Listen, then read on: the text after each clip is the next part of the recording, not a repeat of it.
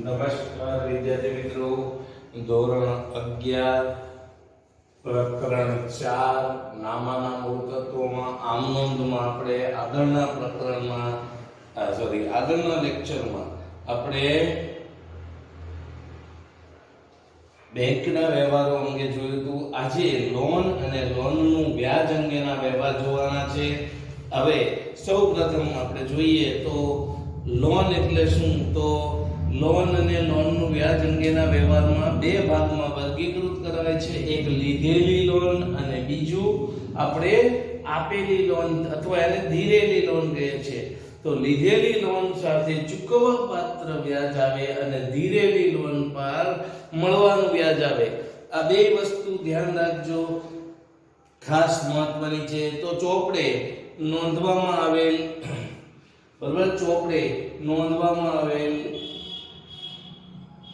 જે વિગત છે એ વિગતને આધારે આપણે આ બધું સમજવાનું છે. તો હવે ધંધો ચલાવવા માટે માલિક મૂડી ઉપરાંત વધારાના નાણાંની જરૂર ઊભી થાય. તો સૌથી પહેલા આપણે મૂડી કાઢીને ધંધો શરૂ કર્યો, પણ ધંધાના વિકાસ માટે કે ધંધાના કોઈ પણ કાર્ય માટે આપણે વધારે નાણાંની જરૂર પડે તો આપણે શું કરીએ છીએ? એ માટે આપણે લોન લઈએ છીએ. અને લોન માટે આપણી પાસે બે વિકલ્પ છે. એક આંતરિક વિકલ્પ કે કોઈ સગાવાલા પાસેથી લઈએ, પણ જો એ અનુકૂળતા ન હોય તો બેંક પાસેથી અથવા તો કોઈ નાણાકીય સંસ્થા પાસેથી લોન લેવામાં આવે છે. એટલે નાણાકીય સંસ્થામાં બેંક આવશે તો બેંક પાસેથી આપણે લોન લઈએ છીએ અથવા સરાફી સંસ્થા પાસેથી લોન લઈએ છીએ. તો આ રીતે ઉછેરી લીધેલી લોન રકમ એટલે એને લોન કહેવામાં આવે છે. અને એવી જ રીતે કોઈને આપણે રકમ ધીરેલી હોય તો આવી રીતે એને ધીરેલી લોન કહેવામાં આવે છે. ઘણી વખત ધંધામાં ફાજલ નાણાં આપણે પડ્યા જતા હોય તો કર્મચારીને અને અન્ય કોઈને આપણે ઉછીના આપીએ છીએ તો એને આપેલી લોન અથવા ધીરેલી લોન કહેવામાં આવે છે. બંને લોનના ખાતા વ્યક્તિ પ્રકારના ખાતા છે, કારણ કે કોણ આપનાર છે? બેંક એ વ્યક્તિ ખાતું છે. આપણે આપીએ તો પણ કર્મચારીને અથવા તો આપણે કોઈ સંસ્થાને કોઈ વ્યક્તિને આપીએ છીએ, એટલે એ બંને વ્યક્તિ ખાતું છે. અને એ જે લોનનું વ્યાજ છે એ બે રીતે આવશે. તો લોનનું વ્યાજ જો મળેલી લોન પર એટલે કે લીધેલી લોન પર હોય તો એ ખર્ચ કહેવાય છે, અને ધીરેલી લોન પર વ્યાજ મળે તો એ ઉપજ કહેવાય છે. અને વ્યક્તિ ખાતું આપણે ધીરેલી લોન કે લીધેલી લોન એ વ્યક્તિ ખાતાના નિયમ મુજબ એની અસર થાય છે. જો આપણે લીધેલી લોન હોય તો એ આપનાર ખાતે જમા થાય છે અને રોકડ ખાતે ઉધાર થાય છે. પછી એનાથી વિરુદ્ધ ધીરેલી લોન હોય તો રોકડ આપણી પાસેથી જાય છે અને લેનાર એ વ્યક્તિ છે, કર્મચારી છે, જે હોય તે એના ખાતે ઉધાર થાય છે. એવી જ રીતે લોન લીધેલી હોય તો એનું વ્યાજ એ ખર્ચ છે, નુકસાન છે, તો એ ઉપજ ખર્ચના નિયમ મુજબ વ્યાજ ખાતે ઉધાર એ રોકડ ચૂકવશો અથવા ચેકથી ચૂકવે તો બેંક ખાતે જમા. એનાથી વિરુદ્ધ જો આપણે લોન ધીરેલી હોય, આપેલી હોય તો એના પર વ્યાજ છે એ ઉપજ થાય છે, એટલે રોકડ કે બેંક ખાતે ઉધાર અને તે મળેલ વ્યાજ ખાતે જમા કરવામાં આવે છે. તો આ રીતે ધ્યાન રાખવાનું છે. બીજી કોઈ બહુ વિગત આમાં ધ્યાનમાં નથી રાખવાની. તો એના માટે આ ઉદાહરણ 7 છે એ તમારું હોમવર્ક રહેશે. અને સ્વાધ્યાયનો દાખલો હું ગણાવું છું. તો સ્વાધ્યાયમાં દાખલા નંબર 7 જ છે, બરાબર? તો આપણે એ ગણશું દાખલો.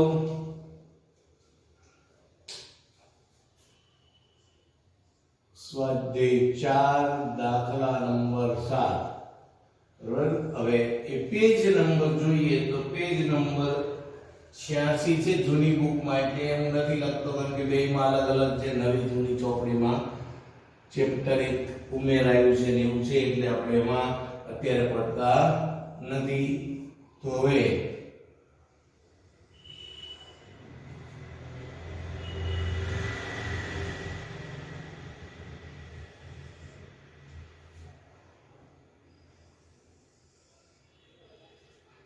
સૌ પ્રથમ આપણે ખબર છે અહીંયા તારીખ, અહીંયા આપણે વિગત લખીએ છીએ, અહીંયા ખાતા વહી પાના નંબર, અહીંયા ઉધાર રૂપિયા, અહીંયા જમા રૂપિયા, આ રીતે સામાન્ય નોંધ કરવામાં આવે છે. હવે નામ લખ્યું હોય તો એ નામ લખીએ છીએ.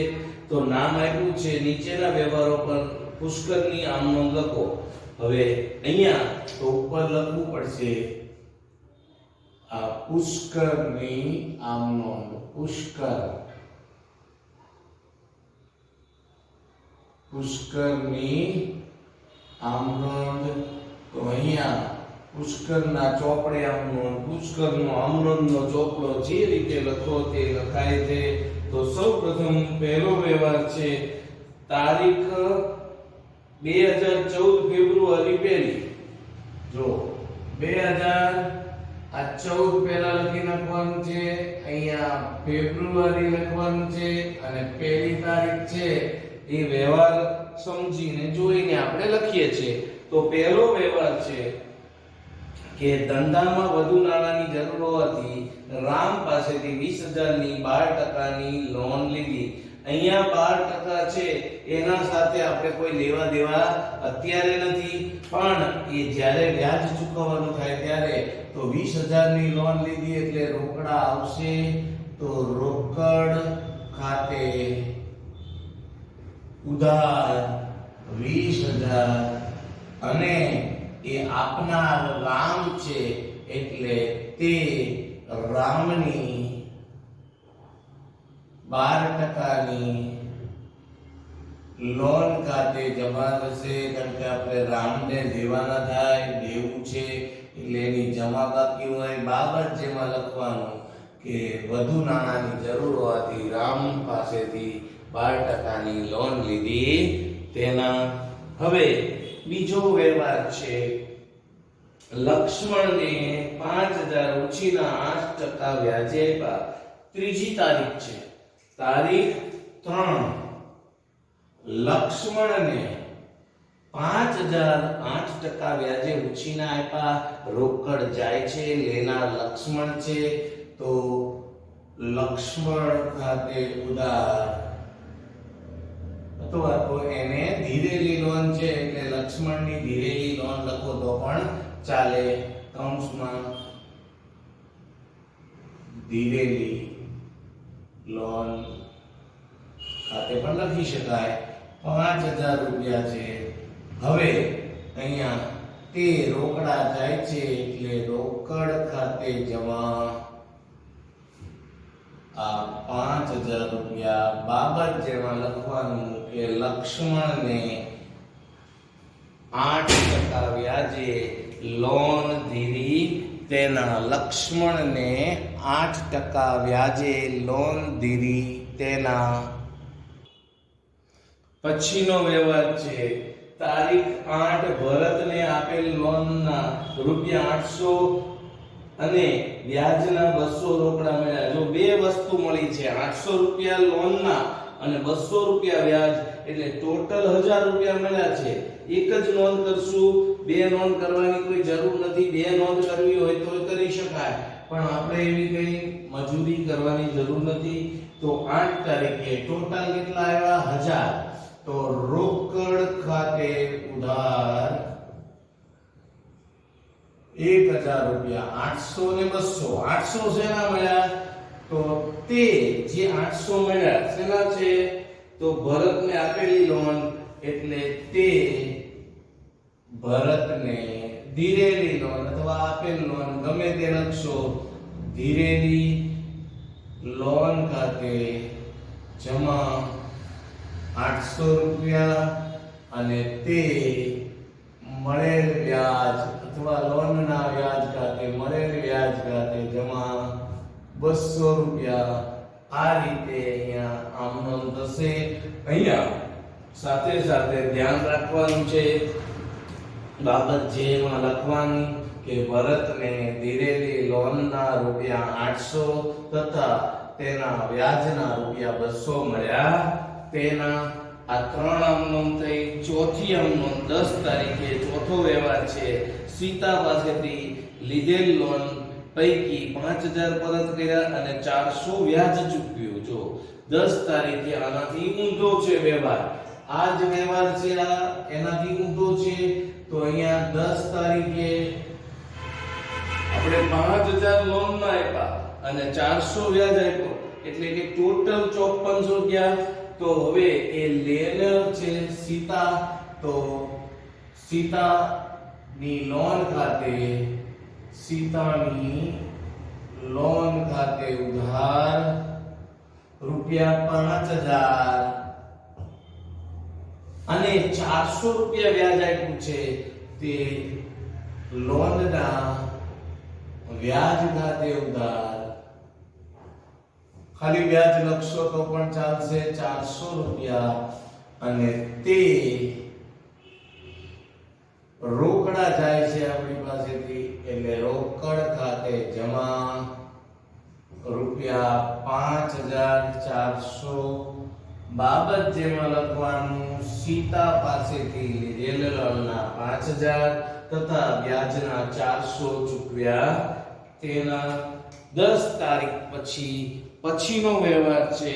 12 તારીખે કૌશલને દીધેલી લોન પર 200 વ્યાજ મળ્યું. જો કૌશલને આપણે લોન આપી હતી એના ઉપર વ્યાજ મળ્યું 200 રૂપિયા, તો 200 રૂપિયા આવક થઈ, રોકડા આવે છે. 12 તારીખે આ રોકડ ખાતે ઉધાર 200 રૂપિયા તે વ્યાજ ખાતે, જો અહીંયા લખતર હમણાં જ લખ્યું તેમ મળેલ વ્યાજ લખશો તોય ચાલશે, ખાલી વ્યાજ લખશો તોય ચાલશે. તે મળેલ વ્યાજ ખાતે જમા 200 રૂપિયા. બાબત જેમાં લખવાનું કૌશલને દીધેલી લોન પર રૂપિયા 200 વ્યાજના મળ્યા તેના 15 તારીખે રામ પાસેથી લીધેલ લોન પર 1 માસનું વ્યાજ ચૂકવ્યું. હવે રામ પાસેથી લોન લીધી હતી એનું 1 માસનું વ્યાજ ચૂકવ્યું. કેટલું ચૂકવ્યું એવું અહીંયા સ્પષ્ટતા નથી, તો એ આપણે અહીંયા હમણાં મેં કીધું ને કે આની ગણતરી ધ્યાનમાં રાખવાની છે. તો જો અહીંયા તમને આ રકમ છે એના ઉપરથી ગણતરી કરવાની છે. તો અહીંયા તમારે આ છઠ્ઠા સાતમામાં તમે ભણ્યા હતા એ સૂત્ર ઉપરથી જ ગણવાનું છે. I બરાબર PRN છેદમાં 100. તો I એટલે વ્યાજ એ શોધવાનું છે. હવે P એટલે મુદ્દલ કેટલી છે? આ 20000 રૂપિયા ગુણ્યા R ટકા છે એટલા છે 12%, એટલે 12 ના છેદમાં 100 ગુણ્યા N એટલે મુદત 1 મહિનાનું વ્યાજ કીધું છે એટલે 1 ના છેદમાં 12 થશે. આ 100 આ નીચે હતા એ આવી ગયા, આ 12 ગયા, આ 2 શૂન્ય ગઈ, આ 2 શૂન્ય ગઈ, 200 રૂપિયા છે એ વ્યાજ આવશે. તો અહીંયા રામની પાસેથી જે લોન લીધી હતી એનું વ્યાજ આપણે ચૂકવ્યું છે 1 માસનું, તો એ ચૂકવ્યું એટલે રોકડ જાય છે અને એ લોનનું વ્યાજ એ નુકસાન છે, ખર્ચ છે કે આપણે સીધું એવી રીતે લખશું. લોનના વ્યાજ ખાતે તારીખ આપી છે 15, તો 15 તારીખે આજ રીતે લોનનું વ્યાજ ખાતે લોનના વ્યાજ ખાતે ઉધાર રૂપિયા 200 તે રોકડ ખાતે જમા રૂપિયા 200. અહીંયા બાબત જેમાં ખાસ ધ્યાન રાખો, અહીંયા જે આપણને વ્યવહાર આપ્યો છે એ લખવાનો છે કે રામને લીધેલી લોન પર 1 માસનું 12% લેખે વ્યાજ ચૂકવ્યું તેમ. આવું કોઈ જરૂર જ ન રહે તમારે સમજવાની, પછી કોઈને કોઈ પૂછવું જ ન પડે. તો પછીનો વ્યવહાર છે એ 18 તારીખનો વ્યવહાર છે. તો 18 તારીખના વ્યવહારમાં તમે જુઓ તો એવું છે કે લક્ષ્મણની લોન પર 75 રૂપિયા વ્યાજના લેણા થયા. હવે જો અહીંયા આ વ્યવહારમાં વ્યાજના લેણા થયા છે. હવે એ વ્યવહારની આપણે નોંધ કરવાની છે. તો અહીંયા વ્યાજના રૂપિયા 75 લેણા થયા છે, હજી આપણને મળ્યા નથી, એટલે 18 તારીખે નોંધ લખવાની છે કે લક્ષ્મણ પાસે લેણા થયા, એટલે લક્ષ્મણ ખાતે ઉધાર લેવાના છે, હજી મળ્યા નથી. લક્ષ્મણ ખાતે ઉધાર 75 અને તે મળેલ વ્યાજ ખાતે જમા, બરોબર, અથવા વ્યાજ ખાતે જમા, મળેલ વ્યાજ ખાતે જમા 75. આ રીતે અહીંયા આ દાખલો પૂરો થાય છે. પણ અહીંયા બાબત જે લખવાની છે કે લક્ષ્મણ પાસે વ્યાજના રૂપિયા 75 લેણા થયા તેના. હવે સરવાળો કરીએ તો આનો સરવાળો થાય છે. તમે અહીંયા કુલ સરવાળો એવું લખી શકો. હવે જો તમને અનુકૂળતા રહે, તમારે ગણવાનો છે, મને મોઢે ફટાફટ આવડશે, તમે ગણો 25 26 5 31 ને 800 અને 75 31 875 રૂપિયા થશે. તમે આમ ગણતરી કરો, તમે કેલ્સીમાં તોય થઈ જશે. આ 75 એમ નામ આવે છે. હવે 2 ને 4 ને 4 8 અને 10 18 એટલે 8 વધી 1 26 5 31 એટલે સીધું જ 31 875 કુલ સરવાળો આવે છે. આ રીતે આ વ્યાજનો દાખલો અને લોનનો દાખલો ગણવાનો છે. હવે એના પછીની વિગત આપણે આગળનો દાખલો છે ગણવાનો છે. તો એ આગળના દાખલામાં ઉપજ અને ખર્ચના વ્યવહારો છે એ લખવાનો છે. એ વ્યવહાર આપણે સમજીએ છીએ. દાખલા નંબર હવે ઉપજ ખર્ચનો છે ને, એ દાખલો આપણે 11મો છે એ ગણવાનો છે. 11મો દાખલો આપણે ગણીએ છીએ. તો 11મો દાખલો ઉપજ ખર્ચનો દાખલો છે. એને લગતી પહેલા વિગતો સમજી લઈએ. બોલવા તું જ કે એડ કે બોલવા પાઈ બોલવા.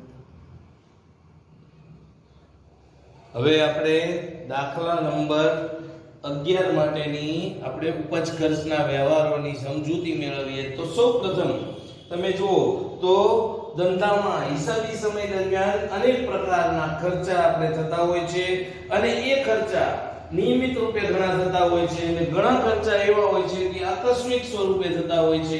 ઉપજ ખર્ચ ખાતાના નિયમ મુજબ ખર્ચ કે નુકસાન હોય તો આપણે ઉધાર કરીએ છીએ. ઉપજ ખર્ચ ખાતાનો નિયમ છે કે ખર્ચ કે નુકસાન ઉધારો, આવક કે ઉપજ થાય તો જમા કરવો. તો એવી જ રીતે લાભ થતો હોય તો જમા કરીએ છીએ.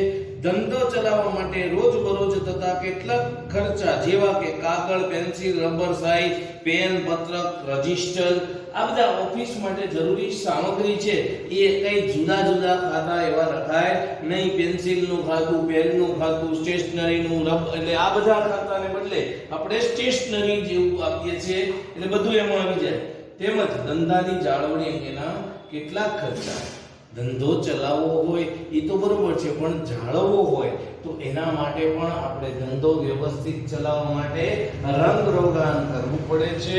પછી સમારકામ ખર્ચ કહેવાય, એને મરામત ખર્ચ પણ ગણી શકાય છે. તો આવા ખર્ચા પણ આપણે કરવા પડે છે. આ ઉપરાંત ધંધો ચલાવવા માટે પગાર આપણે ચૂકવવો પડે છે, મજૂરી ચૂકવવી પડે છે, ટેલિફોન ખર્ચ, અત્યારે મોબાઈલ છે, હવે ટેલિફોન બહુ ઓછા થઈ ગયા, તો આ બધા ખર્ચનો પણ સમાવેશ થાય છે. આ સિવાય ધંધામાં કેટલાક ખર્ચા એવા છે કે જે કોઈ પણ હેડ નીચે ન આવે તો એને આપણે પરચુરણ ખર્ચ ખાતે લખીએ છીએ. તો એમાં ચા પાણી, નાસ્તો ખર્ચ, સરભરા કે અન્ય મનોરંજન અંગેની માહી પરચુરણ ખર્ચ ખાતે લખવામાં આવે છે.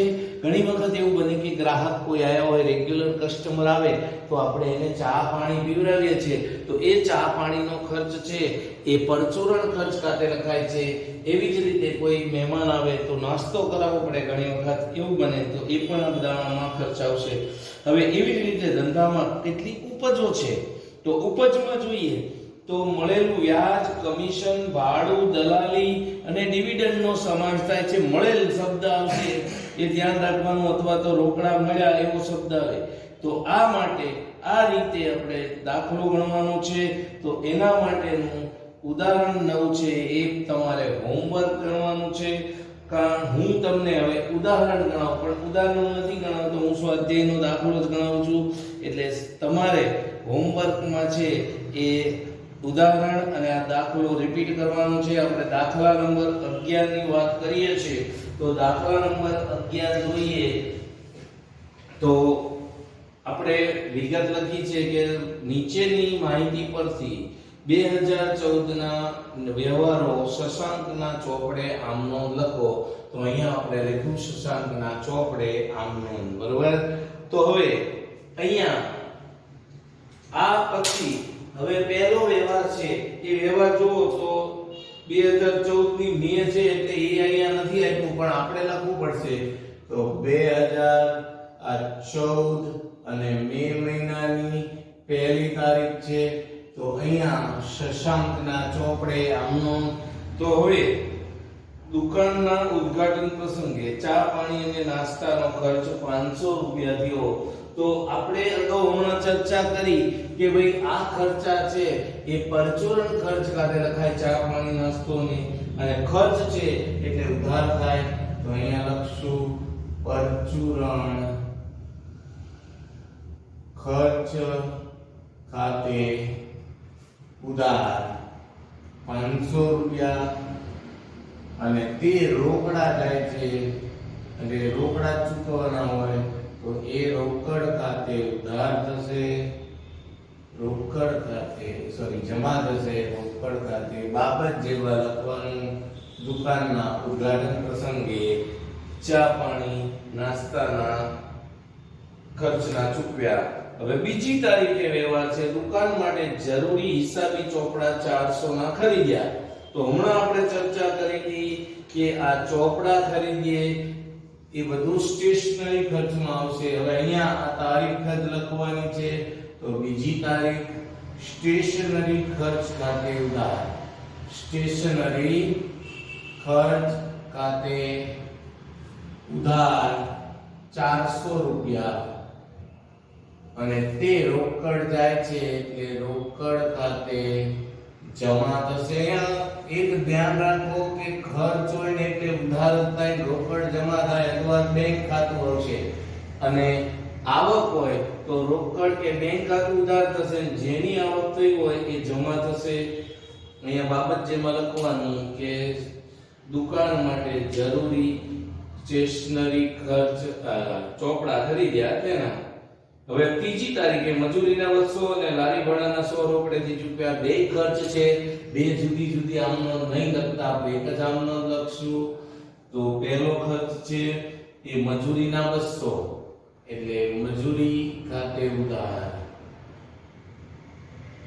મજૂરી ખાતે ઉધાર રૂપિયા 200, અને લારી ભાડા ખાતે ઉધાર, લારી ભાડાના 100 છે એટલે લારી ભાડા ખાતે ઉધાર 100, અને તે રોકડ ખાતે જમા 300 રૂપિયા, તે રોકડ ખાતે જમા 300 રૂપિયા. આ રીતે અહીંયા નોંધ થશે. બાબત જેમાં લખવાનું કે મજૂરી અને લારી ભાડાના રોકડા ચૂકવ્યા તેના. અહીંયા બે નોંધ પણ એક ભેગી કરવી હોય તો થઈ જશે. મજૂરી અને લારી ભાડા ખાતે ઉધાર, પછી અંદર ડિટેલમાં લખો, પણ એવી કોઈ જરૂર નથી. 5 તારીખે દુકાન ભાડાના 500 અને ઘર ભાડાના 300 ચૂકવ્યા. તો અહીંયા બે જુદી જ કરવી પડે, પણ આપણે બે આમ નોંધ નથી કરતા, આમ નોંધ એક જ કરશું. તો દુકાન ભાડું છે એ દુકાન ખર્ચ કહેવાય, એટલે અહીંયા દુકાન ભાડા ખાતે ઉધાર 500 રૂપિયા, અને ઘર ભાડું છે એ અંગત ખર્ચ છે. અંગત ખર્ચ હંમેશા ઉપાડ ખાતે આવે છે, ઉપાડ ખાતે ઉધાર 300 રૂપિયા અને બેયના થઈને 800 રોકડા જાય છે તે રોકડ ખાતે જમા 800 રૂપિયા આ રીતે નોંધ થશે બાબત જેમાં લખવાનું દુકાન ભાડાના 500 તથા ઘર ભાડાના 300 રોકડા ચૂકવ્યા તેના અહીંયા ચેક થી વધતો રોકડની જગ્યાએ બેંક ખાતું આવે બીજું કંઈ આવશે નહીં હવે 10 તારીખે કમિશન ખર્ચ ચૂક્યો છે કમિશનના મળ્યા છે 400 રૂપિયા તો મળ્યા એટલે રોકડા આવશે તો રોકડ ખાતે ઉધાર મળ્યા છે એટલે આવે 400 રૂપિયા શેના મળ્યા સવાલ તમારી જાતને જ કરવાનો શેના મળ્યા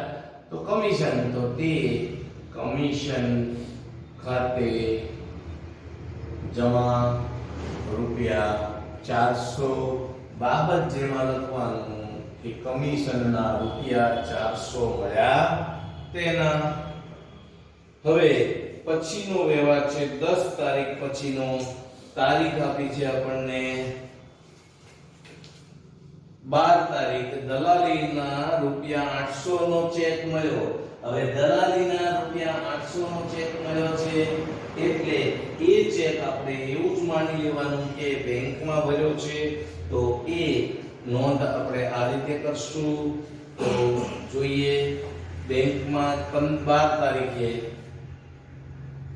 તારીખ 12 તો બેંકમાં ચેક ભરી દીધો છે એવું માની લેવાનું છે તો જ તમને આ રીતે નોંધ કરશો તો જ ખ્યાલ આવશે એટલે અહીંયા તારીખ 12 બેંક ખાતે ઉધાર રકમ છે દલાલીના 800 નો ચેક મળ્યો છે એટલે 800 અને તે શેના મળ્યા હમણાં મેં કીધું એમ જ સવાલ એ આપણે આપણી જાતને કરવાનો દલાલી ખાતે જમા 800 રૂપિયા આ થઈ વાત બેંકમાં ચેક મળ્યો હોય ને આપણે ભરી દીધો હોય એવું માની લેવાનું કારણ કે નીચે કોઈ સૂચના નથી નહીંતર એવું થાય કે આપણે એ નીચે જો સૂચના હોય ને તો આપણે એવું માનીએ છીએ કે ભાઈ આ ચેક આપણે કોઈને આપી દીધો હોય એવું બને પણ અહીંયા કોઈ એવી સૂચના નથી એટલે એ ધ્યાન રાખીને આપણે આગળ વધશું તો હવે પછીનો વ્યવહાર છે 15 તારીખે ગુજરાત સમાચારનું જાહેરાત બિલ રૂપિયા 300 ચૂકવ્યું તો એ જાહેરાત ખર્ચ છે ચોખ્ખું કહી દીધું છે જાહેરાત ખર્ચ તો અહીંયા ખર્ચ છે એટલે ખર્ચ ખાતે પણ શેનો ખર્ચ છે એ નામ લખવાનું છે તો અહીંયા આપણને ખબર જ છે કે જાહેરાત ખર્ચ ખાતે ઉધાર અને તે રોકડ ખાતે કે રોકડમાં ચૂક્યું છે રોકડ ખાતે જમા તો રકમ આપી છે આપણને 300 રૂપિયા તો 300 રૂપિયા અહીંયા જાહેરાત ખર્ચ ખાતે ઉધાર અને તે રોકડ ખાતે જમા બાબત જેમાં લખવાનું કે જાહેરાત ખર્ચ રૂપિયા 300 રોકડા ચૂક્યા તેના ગુજરાત સમાચારને એવું લખો તો વાંધો નહીં હવે 20 તારીખે વ્યવહાર છે ઇક્વિટી શેર ડિવિડન્ડ 500 રૂપિયા મળ્યું તો એ પણ એક ધ્યાન રાખો કે આ ડિવિડન્ડ છે ને કોઈ દિવસ કેશ મળે નહીં એ ચેક થી જ મળે એટલે એ બેંકમાં જાય એટલે બેંક ખાતે ઉધાર રૂપિયા 500 છે ને 500 રૂપિયા બેંક ખાતે ઉધાર 500 રૂપિયા અને તે શેના મળ્યા ડિવિડન્ડ તો ડિવિડન્ડ ખાતે ઇક્વિટી લખો તોય વાંધો નહીં નો લખો તોય વાંધો નહીં જમા રૂપિયા 500 બાબત જેમાં લખવાનું ઇક્વિટી શેર ડિવિડન્ડ મળ્યું તેના તો હવે બાબત જેમાં આ લખાઈ ગયું પછીનો વ્યવહાર છે 20 તારીખ પછી 24 તારીખે એસઆર કંપનીએ ડિબેન્ચરનું રૂપિયા 1000 વ્યાજ ચેક થી ચૂકવ્યું જો અહીંયા ચોખ્ખું કીધું છે એસઆર કંપનીએ વ્યાજ ચૂકવ્યું તો એ વ્યાજ છે એ એસઆર કંપની છે એને ચૂકવ્યું છે, બરાબર, પણ ડિબેન્ચર નું વ્યાજ છે એટલે અહીંયા થોડુંક ડિવિડન્ડ ને બદલે ડિબેન્ચર નું વ્યાજ લખવાનું છે. તો તારીખ 24 આપી છે અને વ્યવહાર છે 1000 રૂપિયા. તો એ જ વસ્તુ આવશે બેંક ખાતે ઉધાર 1000 અને તે ડિબેન્ચર વ્યાજ ખાતે જમા. ડિબેન્ચર એ ઉછીની રકમ છે એટલે એમાં વ્યાજ આવે. અહીંયા આ શેર છે એ આપણી પોતાની મૂડી છે એટલે વ્યાજ આવશે નહીં, અહીંયા ડિવિડન્ડ શબ્દ આવશે. હવે છેલ્લો વ્યવહાર 25 તારીખનો દુકાન માટે 3000 ની કિંમતનું સાઇન બોર્ડ પડાવ્યું. તો એ સાઇન બોર્ડ છે એ ફર્નિચર કહેવાય. એ ફર્નિચર ખાતે ઉધાર થશે અને રોકડા જાય છે 25 તારીખ આપી છે અંદર. તો 25 તારીખે છેલ્લો વ્યવહાર છે કે દુકાન માટે 3000 ની કિંમતનું સાઇન બોર્ડ પડાવડાવ્યું. તો સાઇન બોર્ડ એટલે એ ફર્નિચર કહેવાય. એ ફર્નિચર ખાતે ઉધાર મિલકત છે આપણી આવે છે એટલે ફર્નિચર ખાતે ઉધાર તે રોકડ ખાતે જમા. અહીંયા 3000 રૂપિયા જાય છે રોકડા.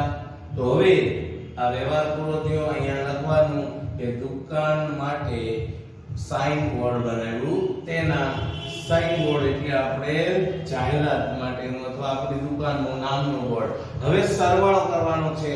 તો સરવાળો થશે આપણે સરવાળો મેં હમણાં તમને કીધું એમ કે ટોટલ કરી દઈએ 0 0 4 ને 5 9 3 12 ને 8 20 ને 4 24 ને 8 32 ને 3 35 40 ની શૂન્ય વધી 4 4 ને 3 7 7000 થાય છે. અહીંયા જોઈ લઈએ બે બાજુ સરવાળો સરખો થાય 8000 થશે. જો અહીંયા રકમ લખવાની રહી ગઈ છે ડિવિડન્ડ ની રકમ અહીંયા લખી નથી 1000 એટલે સરવાળો આ 1000 બચશે 7 ને 8000 થશે. જોઈએ અહીંયા થઈ જશે 3 ને 4000 45 3 48 ને 2 50 60 ને 8 68 ને 3 2 70 71 ને 9 80 8000 થાય છે. એટલે અહીંયા લખવાનું કુલ સરવાળો 8000. તો આ થઈ વાત દાખલા નંબર 11 ની. હવે હોમવર્ક જોઈ લો તમે ખાસ.